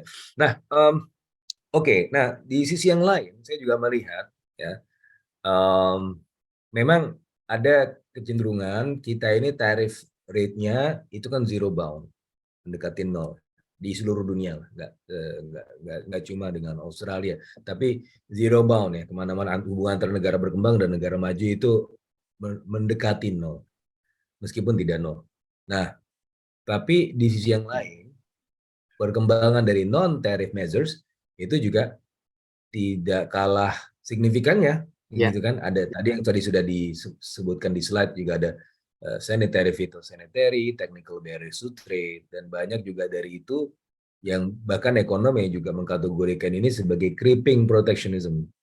Tapi ya kita tidak bisa menduga karena ini hal yang abstrak ya. Kita tidak kemudian bisa mengintervensi, itu kan standar kesehatan ya, dan bisa jadi berbeda di mana-mana gitu kan. Tetapi ini menjadi semacam hambatan gitu kan. Nah, ini sebesar apa hambatan-hambatan perdagangan di negara maju khususnya di Australia menjadi ya ini apa namanya tantangan terbesar buat negara-negara berkembang seperti Indonesia ini. Apakah kita nanti eventually bisa compatible dengan itu atau ini adalah ever going apa namanya debate terkait dengan ini non tariff barriers atau non tariff measures.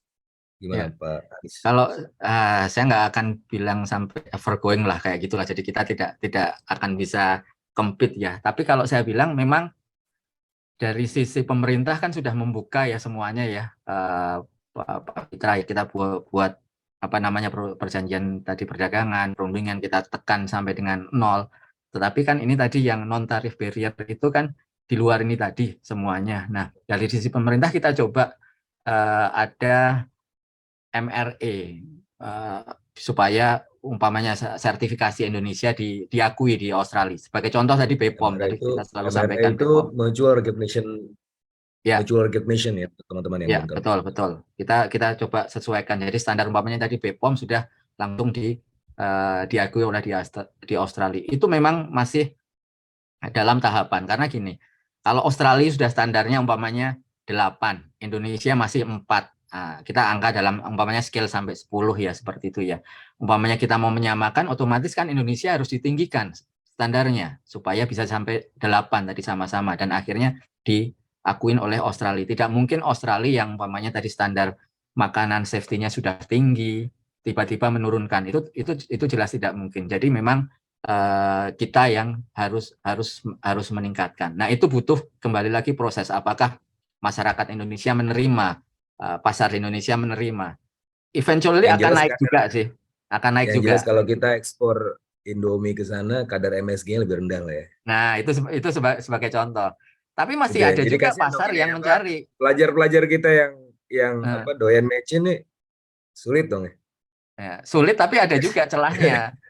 Ada juga yang memang ekspor dari Indonesia yang memang itu produk dalam negeri dikirim ke Australia. Jadi ada juga tuh kalau bicara Indomie ya, Indomie yang versi Indonesia ada tapi Indonesia yang ekspor pun juga ada dan ya yang beli yang Indonesia versi Indonesia ya orang-orang Indonesia di sini. Nah, tapi kalau kita bicara tadi non tariff measures standar itu tadi ya memang kalau dengan negara-negara maju ya kita yang harus coba meningkatkan ya di dalam negeri ya Pak Fitra ya. Kecuali nih kembali lagi kita kan sekarang mendorong ke tadi kalau bicara non traditional market lah seperti itu negara-negara Afrika, India ini mungkin kita lagi dorong juga yang standarnya lebih lebih rendah. Nah, itu bisa menjadi satu hal kita untuk mengembangkan ekspor kita. Nah, untuk yang negara-negara maju tadi, saya selalu sampaikan pakai istilah untuk pelaku usaha berorientasi ekspor. Jadi kita bisa juga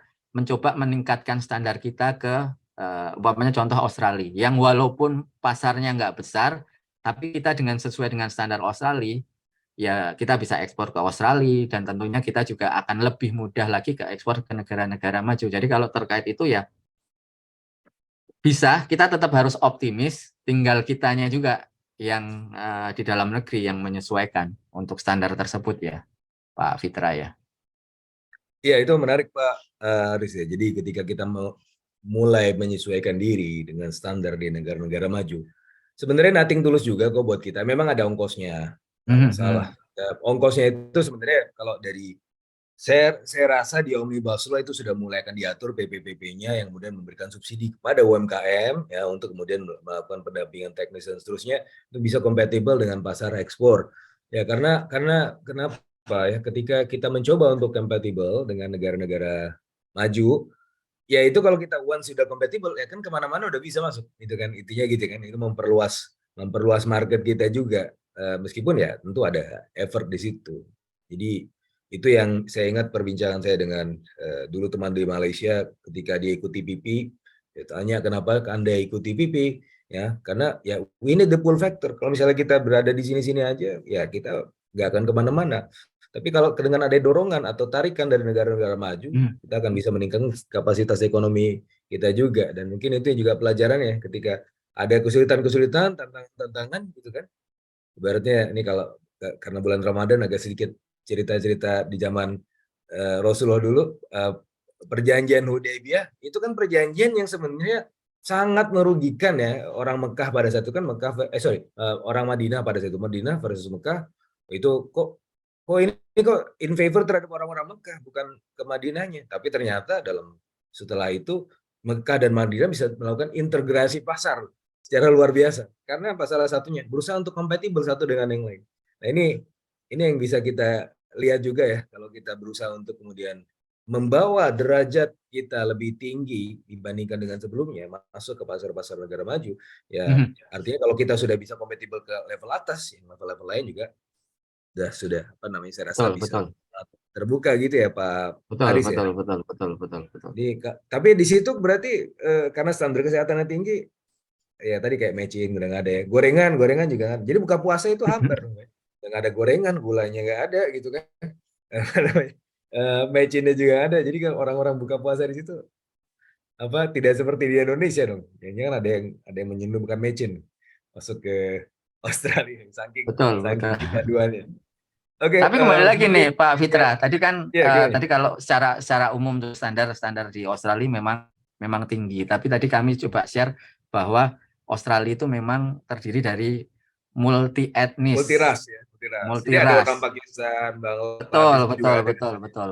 Betul, betul. Walaupun jadi memang kita kalau kita bicara Australia, segmen mana yang mau kita tuju. Jadi banyak pelaku usaha Indonesia yang segmennya memang diaspora saja, yaitu memang punya pasar tersendiri. Tetapi tentunya jumlahnya nggak banyak ya. Penduduk Indonesia, keturunan Indonesia itu ada sekitar 100.000 ya.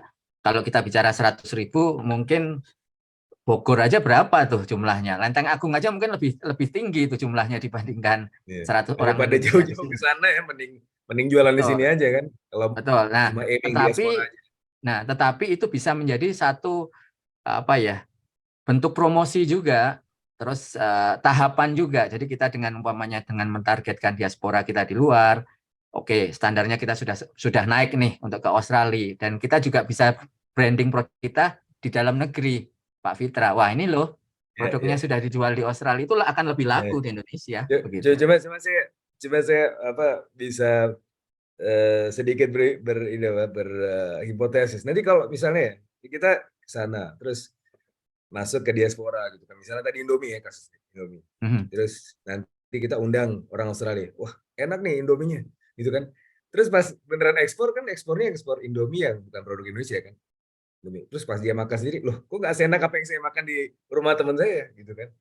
Jadi sebenarnya orang Australia bisa jadi suka mecin juga, cuma adaptasi aja sama Iya, betul, betul. pemerintah.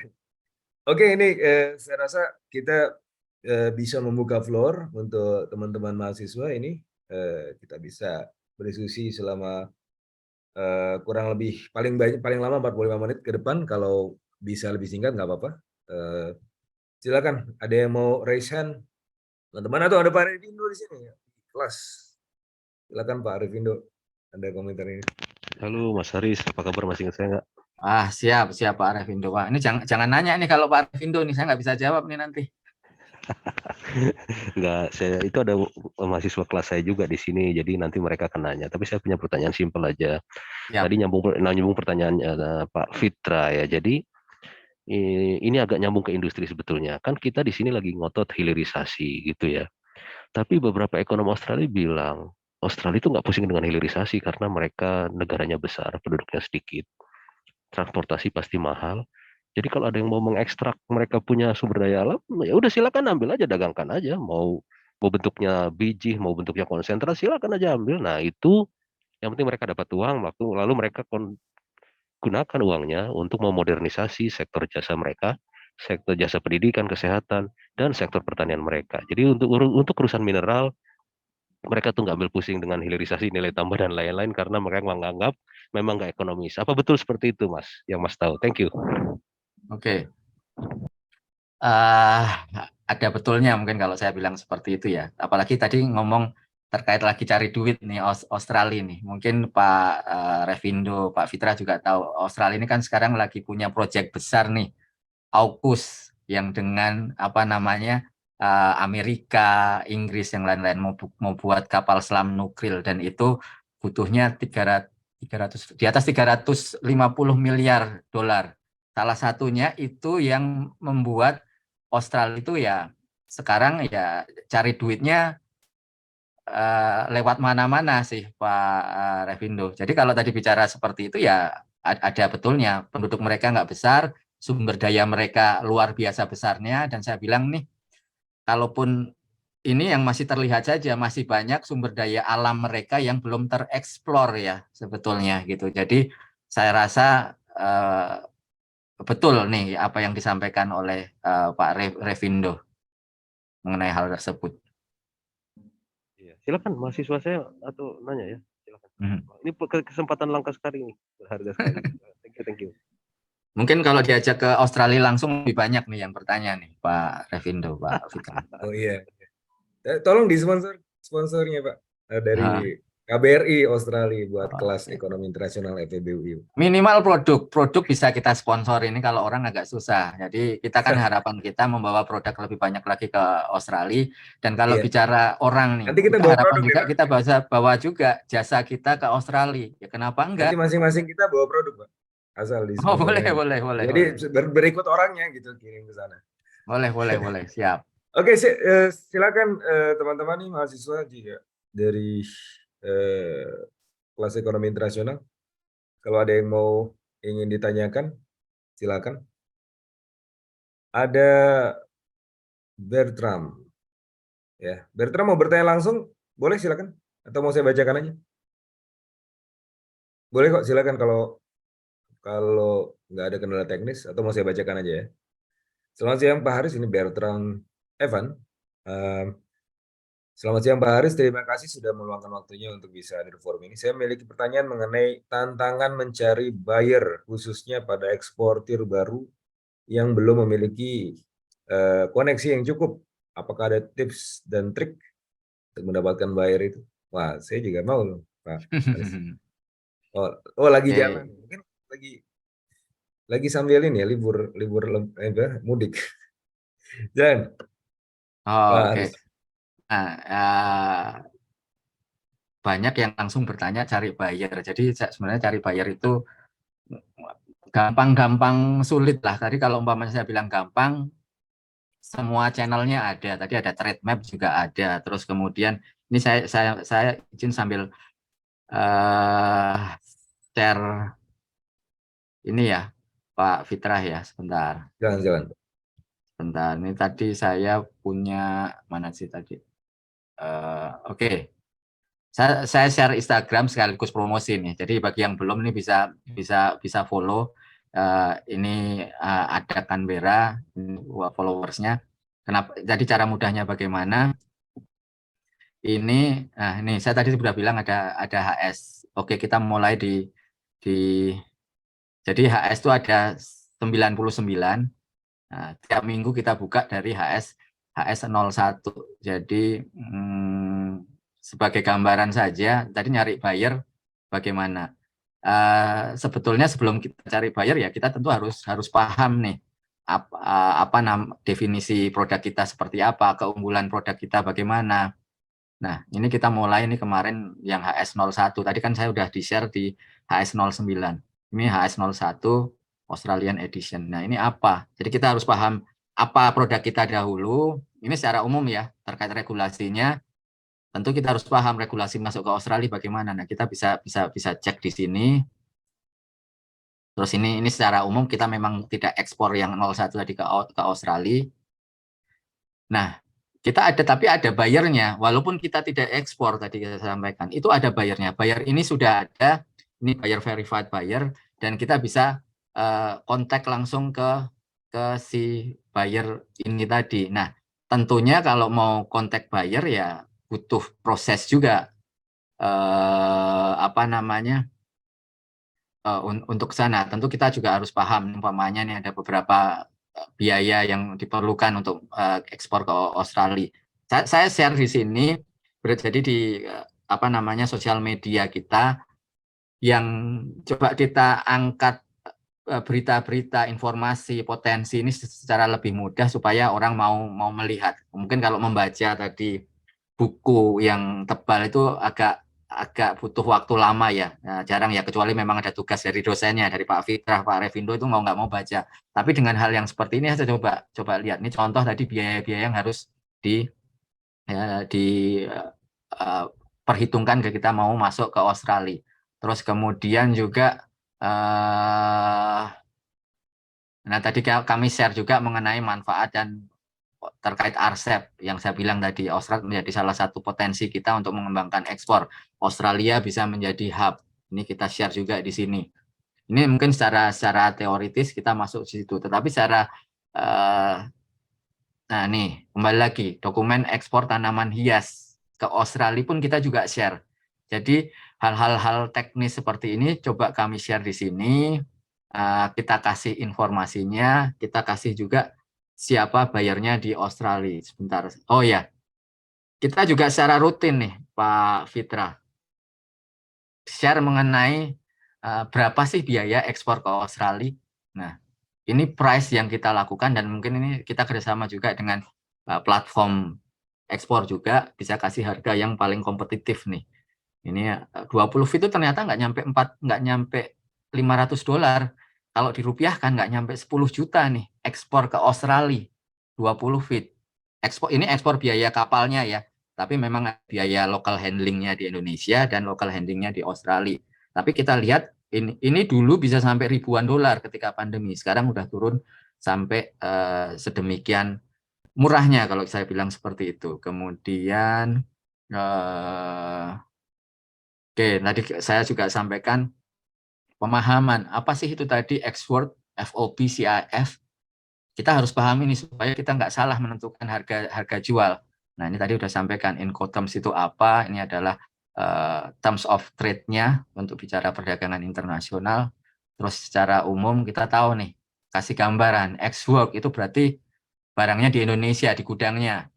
Ya, ini harga ketika kita di gudang. Jadi yang itu seperti itu yang secara umum FOB. Jadi sampai barang kita masuk ke atas kapal di Indonesia. Nah, ini kita harus paham. Jadi ada biaya-biaya yang harus kita perhitungkan sampai di atas kapal. Nah, ini mungkin sampai ini lagi, sampai CAF akan berbeda lagi perhitungannya. Bahkan sampai di DP, sampai barang sampai ke tujuan. Nah, ini ada perhitungannya. Ini mungkin kalau di Indonesia yang COD lah, di DP itu mirip-mirip COD, dibayar sampai ke sana. Nah, itu yang harus kita pahamin. Jadi kalau tadi menjawab pertanyaannya tadi ya, tips dan triksnya ya kita pahamin itu dulu. Secara paling mudah ikuti nih platform-platform ekspor. Jadi ya tadi saya share salah satu contohnya ada Canberra. Itu kalau mau bicara yang di Australia. Bahkan kalau mau bicara secara umum banyak platform-platform lainnya juga yang memiliki hal yang serupa. Ini saya boleh iklan juga nih Pak Fitrah nih yang ekspor Indonesia nih. Ini nah ini kalau ini yang ini kita apa namanya Instagramnya kita juga share di sini mengenai pasar secara umum. Ini untuk di IG kita juga ada di YouTube dan yang lain-lain. Jadi kalau tips dan triksnya kita mulai dari situ saja, mulai dari yang bisa kita lakukan segera dan walaupun yang kecil itu bisa kita segera lakukan gitu. Terus nanti ketika dapat bayar prosesnya pun juga demikian. Kita nggak bisa umpamanya bayar kenalan ya sama kayak PDKT lah. Ini masih muda-muda semua. Cari pacar lah kayak gitu. PDKT kan nggak mungkin kita langsung nembak nih Pak Fitra nih. Ya pasti kenalan dulu apa namanya. Cari orang tuanya siapa nih gimana? Orang tuanya seneng apa? Kita bawa martabak biasanya seperti itu. Ya sama. Bayar pun juga demikian. Kita paham bayar itu siapa. Umpamanya di Australia ternyata dia keturunan mana, ternyata umpamanya keturunan Arab, ternyata dia Muslim juga, umpamanya nih kita bicara tadi Ramadan, ya mungkin kita sampaikan ucapan berpuasa, Idul Fitri, terus kita cari perusahaannya itu dia biasa impor dari mana. Nah itu hal-hal yang seperti itu bisa kita pelajari. Jadi pada prinsipnya bayar itu sama, dan kalau tips dan triksnya ya kita mulai dari yang bisa kita lakukan segera saja. Kecil pun nggak apa-apa, tapi bisa kita lakukan segera, begitu. Iya, berarti asasnya itu asas proximitas, asas kedekatan. Kalau misalnya kita jauh, maka coba untuk dekat. Cara untuk mendekatnya adalah kemudian kita mencoba untuk mengenal ya buyer-buyer itu. Ya tentunya itu semua butuh proses. Jadi memang kalau menurut saya, jadi sebelum kita melakukan ekspor, kita sudah membiasakan diri dulu untuk kemudian melakukan proses tadi ya, jual beli, transaksi, berdagang gitu ya. Jadi nggak mesti harus ke ekspor dulu kan. Bisa aja ada yang melompat langsung ekspor. Tapi kan tadi dasar-dasarnya itu harus dikuasai terlebih dahulu gitu ya, Pak Aris ya. Karena ya sama aja sebenarnya kan. Cuma kalau misalnya kita sudah terbiasa, katanya mulai dari yang kecil-kecil dulu ya Pak Aris ya. Ya, betul. Kecil kita terbiasa, jadi we start from small wins ya. Semakin ya sekecil apapun kemenangan itu ya, sekecil apapun transaksinya, itu adalah kemenangan yang akan kemudian meningkatkan semangat kita ya. Jadi itu kan dalam konteks dalam berdagang gitu. Ya. Dan Ya, mungkin utamanya kita mau mencoba sih, Pak Fitra. Mencoba atau melangkah itu 50% sudah berhasil. Tapi kalau kita tidak mencoba, kita tidak melangkah, ya 100% gagal itu tadi. Jadi kita lebih baik coba aja dulu melangkah, begitu. ya.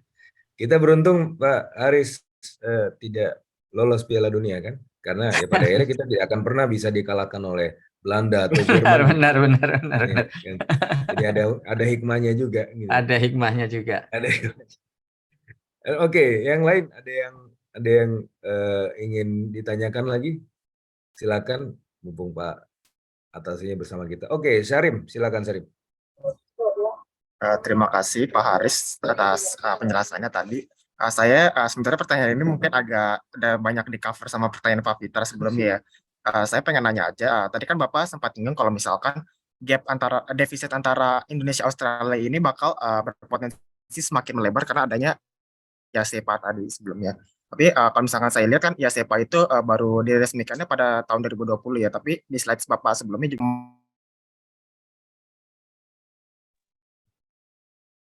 muat data sebelum tahun 2020 itu juga gap defisitnya udah gede ya. Saya ingin bertanya aja, apakah faktor defisit itu mostly karena hanya ada ketidaksiapan agen dari pihak Indonesia itu sendiri? Ya, tadi dibilang juga karena IASEPA itu kan dibilang Bapak bilang kalau misalkan pihak Australia lebih ini kan lebih apa sih lebih bisa memanfaatkannya kan daripada pihak Indonesia. Jadi apakah karena defisit yang besar itu mostly karena agen kita yang tidak siap atau mungkin karena dari komoditas yang kita ekspor ini memiliki value yang mungkin belum cukup tinggi karena kan kita baru belum terlalu marak hilirisasi ya, tapi sementara kita malah mengimpor barang-barang dengan value yang tinggi, atau mungkin karena tadi dibilang juga perbedaan jumlah produk yang besar antara Indonesia dan Australia yang bikin defisit bisa lebih besar karena kan Indonesia pasti bisa harusnya bisa mengimpor lebih besar karena jumlah produk yang besar, atau mungkin ada faktor-faktor lain yang mengakibatkan defisit itu udah besar dari bahkan sebelumnya ini. Mungkin itu aja dari saya. Terima kasih Pak.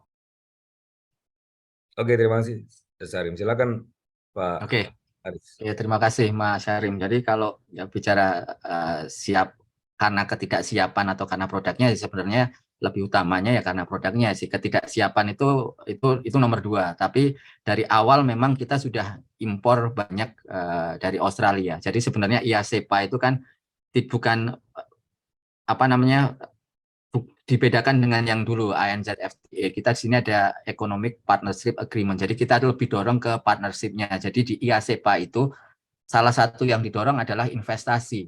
Jadi itu di situ. Terus kemudian kalau bicara ya pasar kita kan jauh lebih besar ya dibandingkan dengan Australia. Indonesia itu 270 juta lah umpamanya, lebih daripada itu. Australia hanya 27 juta, hanya sepersepuluhnya. Jadi tentunya kalau bicara makanan, tentunya kita akan lebih banyak beli makanan dibandingkan dengan Australia gitu. Dan apalagi tadi seperti yang disampaikan Pak Revindo juga, kita banyak beli bahan dasar dari Australia, bahan industri dari Australia, dan tentunya itu digunakan di dalam negeri. Jadi kalau bicara di situ tidak hanya karena IASEPA yang membuat defisit semakin melebar, tetapi kenapa saya tadi dorong kita belum siap tuh, apabila kita jauh lebih siap, tentunya kita akan lebih paham mengenai kerjasama ini, dan kita bisa mengambil hal-hal yang tentunya akan lebih menguntungkan Indonesia, begitu, Mas Syarim. Oke, Terima kasih Pak. ada lagi Syarim? Mau ada follow up? Udah cukup? Sudah cukup Pak. Oke, terima kasih. Yang lain? Ada yang mungkin ingin tanyakan? Oh ya, Joshua. Ya, Joshua, silakan. Oke, Ya bisa bahasa Indonesia kan ya, Joshua yang kemarin? bisa. Terima kasih banyak Pak John. Haris. Saya Joshua, salah satu mahasiswa dari Pak Fitra. Dan sekarang lagi trending di news adalah pameran Hannover atau Hannover Messe. Seberapa penting acara-acara kayak gitu untuk Indonesia di bagian industri, bagian ekspor, impor. Ya, Oke, Terima kasih kalau Joshua. Ini dari Jerman makanya nanya Hannover ya. Coba oh silakan gitu. dijawab. Silakan Pak Oke. Faris. Kalau bicara seberapa penting, penting sekali nih. Jadi umpamanya nih, itu kan promosi itu untuk memperkenalkan, salah satunya adalah untuk memperkenalkan. Memang biaya itu besar. Jadi ini yang dilakukan pemerintah di contoh di Hannover Messe di Jerman, bahkan presiden pun datang sendiri ke sana nih untuk membuka. Itu hal yang tidak hanya bisa dilihat dari uang saja yang kita keluarkan ya. Ada hal-hal lain yang memang value-nya lebih besar. Mungkin kita keluar umpamanya sekian 10, nilai angka 10, tapi yang kita dapatkan tidak hanya 10 itu, tapi lebih, termasuk hubungan baik kita dengan Jerman itu menjadi hal yang penting. Ternyata Indonesia adalah country partner pertama di ASEAN yang ikut di Hannover Messe. Itu tentunya menjadi hal yang perlu bisa kita banggakan. Nah, sama seperti di Australia, kami pun juga mendorong hal serupa. Kita coba ikuti berbagai pameran seperti Hannover Messe yang berskala besar. Tentunya karena keterbatasan anggaran ya kita harus pilih nih pameran mana yang kira-kira tepat begitu. Tapi kalau bertanya terkait pertanyaan penting atau enggak, penting sekali, bahkan penting sekali, dan kita juga coba dorong. Sekarang ini pameran yang secara fisik itu mungkin biayanya besar. Hannover Messe itu mungkin biayanya nggak tahu tuh berapa, pasti mungkin belasan miliar lah ikut pameran di situ. Tapi bisa juga kita juga dorong melalui promosi dengan hal-hal yang lain. Contoh, sosial media menjadi salah satunya. Kita coba deketin influencer. Kalau umpamanya bicara Australia, orang-orang Indonesia di Australia pun juga main sosial media kuat. Mungkin yang sekarang lagi rame di Indonesia, yang bicara salah satu provinsi di Indonesia itu kan dari Australia juga, dia tinggal lagi kuliah di Australia gitu. Itu sebagai salah satu contoh saja sih Pak Fitra untuk mempromosikan Indonesia begitu. Oh, lagi di Australia. Saya malah nggak ngikutin ya. Ya, itu lagi kuliah di Australia itu Oh, orangnya tuh. gitu. Ya. Makanya berani ya. Coba kalau di sini. Saya dijemput orang tuanya, bukan di ini. Tapi udah ada Hotman Paris kok masuk. Oke, silakan. Ya. Joshua, ada tanggapan? Tidak itu aja sih. Kasih. Oke, ya. Ya, memang ini udah bisa berbahasa Indonesia karena itu logatnya itu logat Indonesia, udah logat Betawi. Oh. Itu aja. Joshua. Ya. Oke, yang lain ada lagi yang ingin ditanyakan kepada Pak Haris? Kalau tidak ada, mungkin ya sebagai penutup Pak Haris, ada hal yang ingin disampaikan pada teman-teman di sini sekarang. Oh, tinggi sebentar. Ada yang masuk ke chat sebelum kita tutup. Ya, ini Tiara Emiria. Saya bacakan aja ya, Tiara. Ingin bertanya mengenai Trade Facilitation Agreement dan implementasi di Australia. TFA ini yang saya baca baru diimplementasi tahun 2013 oleh WTO, Pak. Saya ingin bertanya kepada Pak Haris, apakah ada perbedaan tingkat ekspor Indonesia kepada Australia setelah adanya TFA ini? Jika iya, apa signifikan? Sebelumnya terima kasih atas waktunya. Oke. Silakan Pak Haris. Setahu saya trade fasilitasi perdagangan ya, trade facilitation itu hanya bisa diberikan oleh negara, umpamanya contoh Indonesia bisa memberikan ke negara yang lebih rendah dibandingkan Indonesia. Saya nggak tahu nih bentuk trade facilitation seperti apa dengan Australia. Mungkin kalau sekarang ini adanya kan yang free trade-nya itu tadi, kerjasama antara Indonesia dengan Australia. Tapi khusus yang trade facilitation, Indonesia juga ada dengan contoh kita ada dengan Palestina. Jadi ini lebih kayak hubungan, salah satunya juga hubungan politik ya. Ini mungkin nanti bisa Mbak Tiara jelaskan nih, saya mungkin miss juga trade facilitation yang seperti apa untuk ini. Tetapi karena kita ada di bawah WTO, kita sebagai anggota WTO, tentunya memang kita harus mengikuti aturan-aturan yang ada di WTO tersebut. Contoh dari trade facilitation, saya baru saja dari Vanuatu, Pak Fitra, dua minggu yang lalu. Jadi Vanuatu itu menjadi salah satu Pasifik. negara yang di bawah wilayah akreditasinya KBRI Canberra. Jadi KBRI Canberra itu di Australia dan Vanuatu. Vanuatu adalah negara kecil, penduduknya hanya di bawah, nggak nyampe 500.000 ya, setahu saya ya di sana.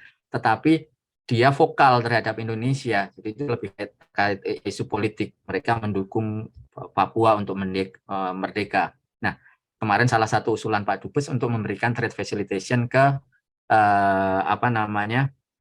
Vanuatu. Jadi kita mencoba mencari produk apa yang bisa kita impor dari Vanuatu, Indonesia membeli dari Vanuatu, yang bisa dimanfaatkan di Indonesia. Dalam artian, ya kita nggak rugi lah membeli dari Vanuatu, umpamanya seperti itu, dan bisa memberikan kontribusi politik yang bagus. Nah, ini sedang dalam tahap pembahasan. Tetapi ketika kita bahas, ternyata Vanuatu sekarang tuh masuk ke kategori negara yang levelnya sama dengan Indonesia, negara berkembang. Jadi kita tidak bisa memberi trade facilitation ke Vanuatu. Jadi kita harus bentuknya mungkin bisa PTA atau FTA, dan apakah itu kita bisa lakukan dengan mereka? Nah, ini sedang dalam pembahasan. Jadi kalau terkait ekspor, kalau trade facilitation tuh lebih ke impor ya, kalau saya lihat ya. Jadi kalau umpamanya tadi dengan Palestina ya, kita lakukan trade facilitation dengan Palestina, kan kita memberi lebih banyak produk kurma mungkin sebagai contoh ya, produk tertentu dari Palestina sebagai contoh. Jadi itu kalau terkait ekspor. Mungkin Pak Fitra bisa menambahkan nih secara detailnya nih. Ya, saya tidak pegang datanya, nanti mungkin saya harus cari-cari lagi.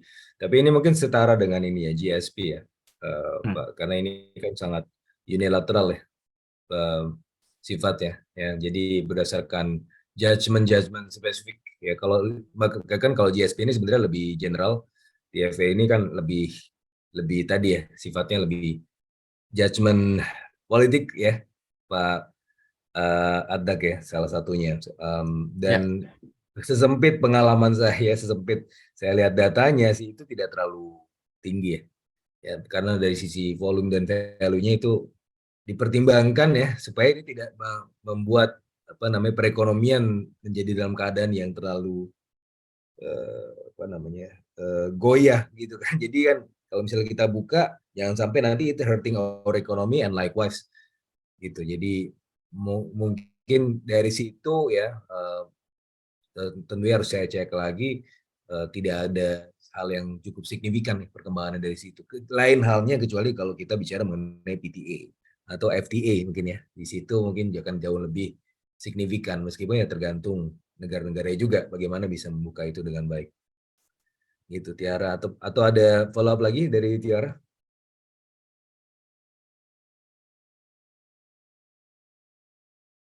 Oke, ya. Terima kasih. Silakan, saya buka yang kesempatan yang terakhir untuk teman-teman. Going once, twice. Oke, nggak ada ya. Silakan Pak Aris bisa menutup mungkin diskusi kita hari ini. Oke, terima kasih. Tentunya kami ucapkan ke Pak Fitra atas undangannya, dan juga ke teman-teman nih untuk mendengarkan apa yang tadi kami paparkan. Kalau umpamanya closing statement-nya dari saya nih, sebetulnya kembali lagi ke teman-teman ini semua. Ini kan di bisnis ya, berarti ya Pak Fitra ya? Ekonomi ya? Oke. Ya, ekonomi bisnis ada hubungannya ke bisnis. Kita akan dorong ke bisnis, umpamanya seperti itu. Kami akan dorong teman-teman itu ke bisnis, lebih paham mengenai ekspor impor, khususnya ekspor ya, tentunya ya. Hal ini juga kami lakukan sebagai informasi. Kemarin kami bertemu juga dengan PPI, Perhimpunan Pelajar Indonesia. Kami dorong mereka juga untuk paham mengenai impor. Mungkin kalau dari Australia atau dari negara mereka tinggal, itu kan impor membeli dari produk Indonesia. Jadi mereka bisa menjadi selaku perantara produk Indonesia di negara mereka belajar. Agen ya. Mengurangi defisit. Bisa juga menjadi market gitu. Jadi dan mereka kita dorong juga, mereka punya visi ke depan seperti itu. Bahkan ketika mereka nanti selesai kuliah, mereka bisa networkingnya kan pasti ada. Kalaupun mereka bisa stay tetap tinggal di Australia atau New Zealand, ini kemarin kami bekerja sama dengan 2 PPI ini tadi, bisa juga set up company di sini untuk impor produk Indonesia. Ataupun kalau mereka bisa kembali lagi di Indonesia, mereka sudah punya pengetahuan di negara tempat mereka belajar ini tadi, mereka bisa ekspor produk Indonesia mana yang pas. Jadi itu yang selalu kami dorong, termasuk dengan teman-teman di sini tadi yang belajar ekonomi, nanti bisa belajar bisnis, bisa belajar ekspor, itu yang kami lakukan.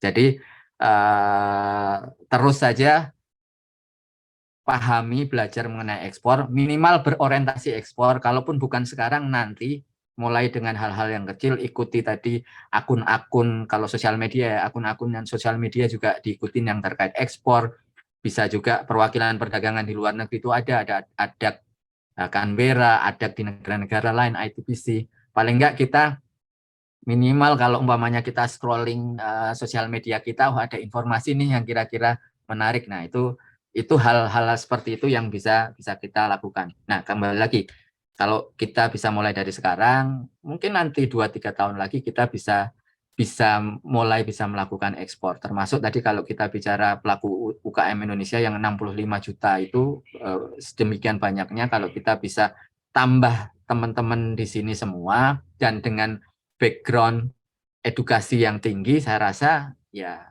bisa juga menjadi eksportir, Pak Fitra. Dan tentunya bisa mendorong ekonomi Indonesia menjadi lebih baik. Itu dari saya, Pak Fitra. Terima kasih atas undangannya. Mohon maaf apabila ada kesalahan. Terima kasih Pak Aris. Jadi tadi ada PPI ya. Nanti teman-teman mungkin di sini BEM, FEB ya bisa kalau misalnya tertarik itu membuka peluang ekspor kan, kalau dari sana impor ya. Teman-teman PPI kan impor. Nah, teman-teman BEM ini bisa menjadi semacam fasilitator ekspor buat UMKM Indonesia atau teman-teman sendiri yang ingin mengekspor. Jadi kan tadi kan salah satu kendala adalah, sebenarnya bukan kendala, salah satu mungkin hal yang harus dilakukan adalah mencari buyer di sana untuk PDKT dan seterusnya. Nah, kan udah ada teman-teman PPI juga. Betul. Sebagai fasilitator. Nah, coba digunakan aja. Kalau mau nanti bisa saya kontak lagi Pak Aris ya, kalau teman-teman BEM ingin melakukan semacam audiensi dengan ADDAK ya atau dengan PPI boleh nanti bisa ya, kita fasilitasi itu langsung. Baik, ini terakhir saya ingin share sebentar Pak Aris. Ini adalah sebentar apresiasi kita buat Pak Aris. Kita ada di sini